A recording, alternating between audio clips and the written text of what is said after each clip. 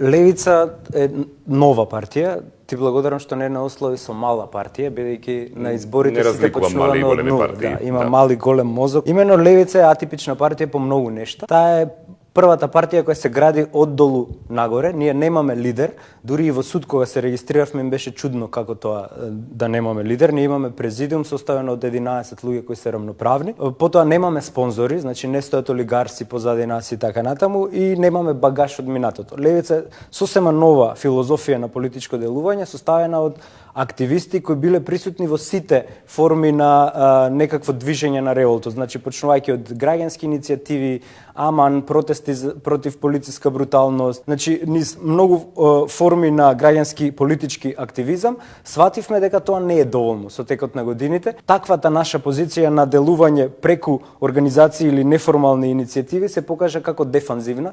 Имено, на пример, ние ќе собориме некој закон неуставен, власта после тоа ќе донесе 3 пати полош таков закон и секогаш каскавме зад неа, а сега имаме за прв пат можност граѓаните кои не поддржувале директно да не поддржат на избори. Во поглед на тоа зошто отидовме сами, затоа што, да бидеме реални, има две мантри на овие избори. Првата мантра е онаа која што му ја закачи ДПМН на Социјалдемократскиот сојуз, дека тие се за федерализација, па сега они се бранат. И втората мантра е дека Левица го ситни отпорот, и двете се неточни. Именно Левица не го ситни отпорот, затоа што Левица најмногу даде во тој отпор. Именно ние сме единствената партија, можеби само со партијата на курдите во Турција, Ердоган, кај што ги затвара, може да се споредиме, кај што највисоки представници на партиите се всушност под кривичен прогон, пола од нашето раководство е во судска постапка со притвори. И ние не го ситниме отпорот, туку напротив го појачуваме отпорот со тоа што алудираме на неопределените, на луѓето кои досега или ги поништувале ливчињата,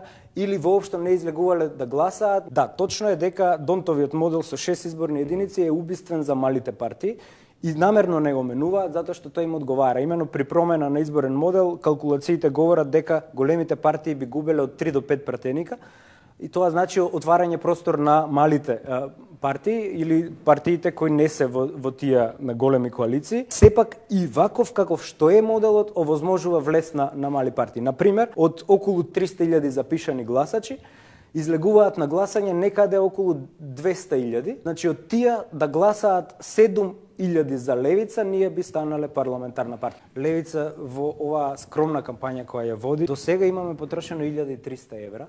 И тоа вклучувајќи ги и непаричните донации, во смисла некој во Куманово сака да не отстапи простор, ние не плаќаме кирија, но тоа мораме да го прокнижиме како донација, ме разбирате, на пример. Еве колку за споредба, ДПМН има потрошено 721.000 евра, а СДС 323.000 евра.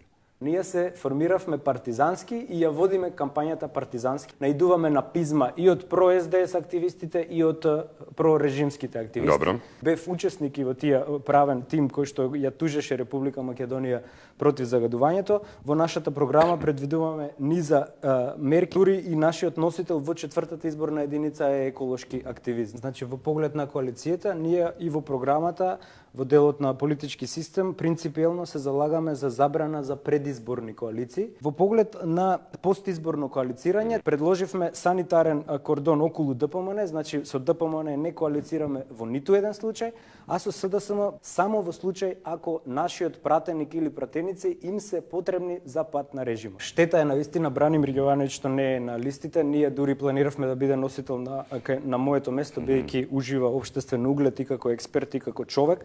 Меѓутоа тоа беше негова одлука, ние не можеме да го присилиме да учествуваме. Меѓутоа Бранимир се уште е член на нашата партија, раководител на секторот за економија, во делот на правосуден систем и законодавство е дерегулација. Имено законите да не ни личат на книги, на томови од Ана Карењина, туку да бидат кратки, јасни и правични.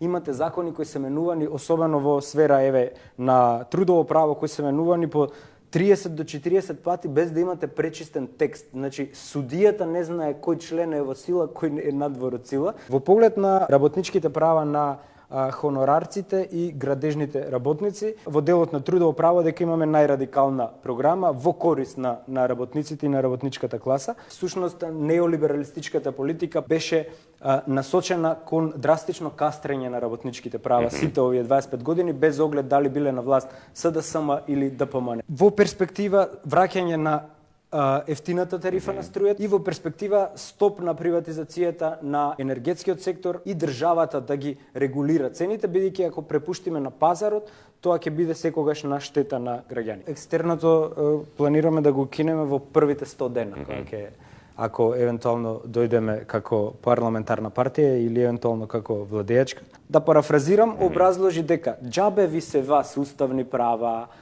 право на тужба и слично, кога вие елементарното право, правото да пристапите до судот го немате. Зошто? Затоа што судските такси се прескапи. Затоа предвидуваме драстично кратење на судските такси и особено во делот на антидискриминација, односно достапност на тие лица во нормалното општествено живење. Дали преку физички пристап, достапност до зградите, многу од нашите згради не ни можат инвалидите да пристапат затоа што нема рампи. Имено ние се залагаме за целосно бесплатно здравство за сите државјани на Република Македонија.